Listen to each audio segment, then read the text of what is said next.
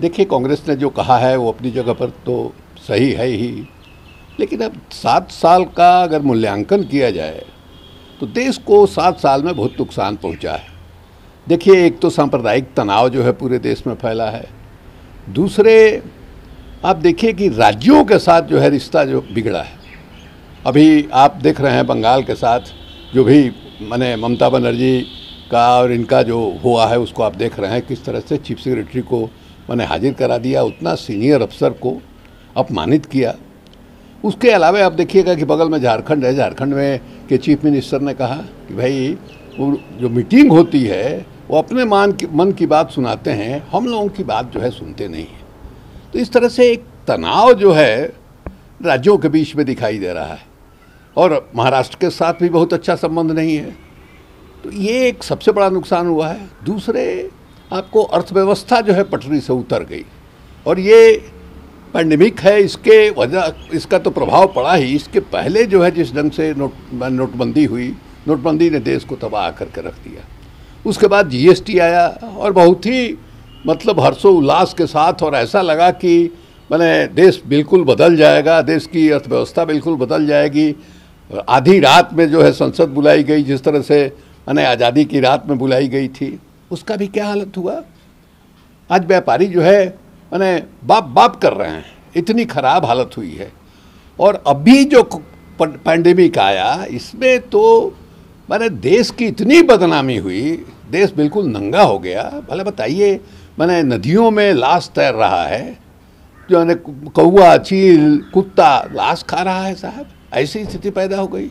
और इन लोगों ने बढ़ाया, मैंने प्रधानमंत्री ने बढ़ाया, गृह मंत्री ने बढ़ाया, मुख्यमंत्री ने बढ़ाया, इन लोगों ने उसको रोकने के बदले उसको बढ़ाने का काम किया। जैसे 5 राज्यों में चुनाव हुआ, बड़ी बड़ी रैलियां हुई, आप प्रचार कर रहे हैं, जनता को कह रहे हैं कि आप जो है मास्क पहनिए, आप हाथ धोइए, 2 गज की दूरी बनाइए, और क्या क्या दिखाई दिया।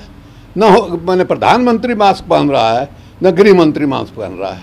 उसके बाद जो है आप देख लीजिए कुंभ मेला आ गया, इनका जो मुख्यमंत्री है वहाँ का, वो कह रहा है आइए आइए, और 1 करोड़ लोग गए। जो लोग हरिद्वार गए हैं, हर की पौड़ी घाट को देखा है, कहाँ 1 करोड़ लोग जो है वहाँ हटेंगे भाई।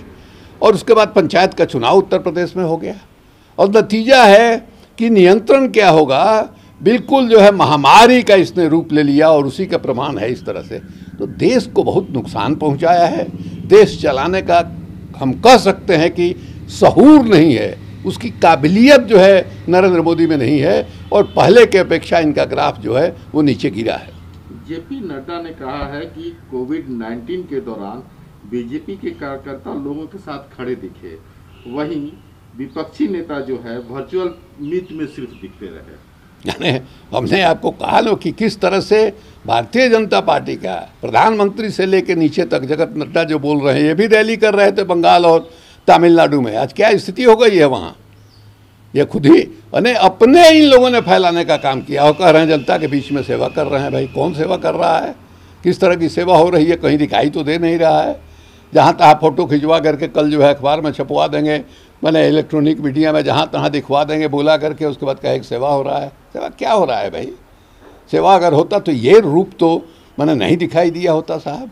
आप वैक्सीन तक का इंतजाम नहीं कर रहे हैं, आपने खोल दिया बगैर आकलन किए हुए कि आपके वैक्सीन उत्पादन की क्षमता कितना है, कितना आपके पास स्टॉक है, और आपने 45 से ऊपर वाला तो चला रहे थे, 18 से 45 वाला कर दिया आपने। और कई जगह सेंटर बंद है, बिहार में बंद है, दिल्ली के कई जगहों में, हर राज्य से खबर आ रही है कि सप्लाई नहीं है, उसके चलते बंद है। यही तो आप देश चला रहे हैं। राहुल गांधी ने फिर से प्रधानमंत्री मोदी को मोविड का ताना, वो तो लगातार राहुल गांधी बोल रहे हैं। और देखिए, मैंने राहुल गांधी को एक क्रेडिट आपको देना पड़ेगा कि शुरू में ही इस आदमी ने पैसे स्मेल किया कि महामारी आने वाली है, और पहला बयान जो है राहुल गांधी का ही आया। उसके बाद हमको याद है कि हमारे स्वास्थ्य मंत्री हर्षवर्धन जी जो है, उन्होंने टॉन्ट किया राहुल गांधी पर कि देश को डरा रहे हैं, भय का वातावरण क्रिएट करना चाहते हैं, और उसका नतीजा क्या हुआ दिखाई दे रहा है साहब।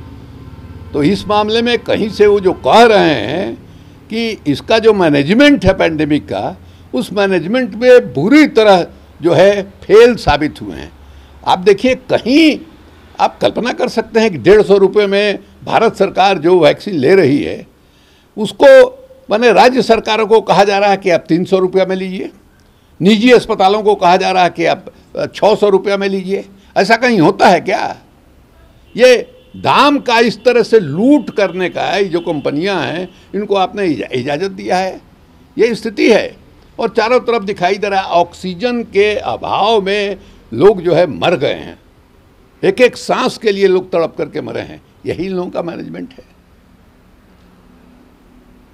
एबीपी न्यूज़ आपको रखे आगे।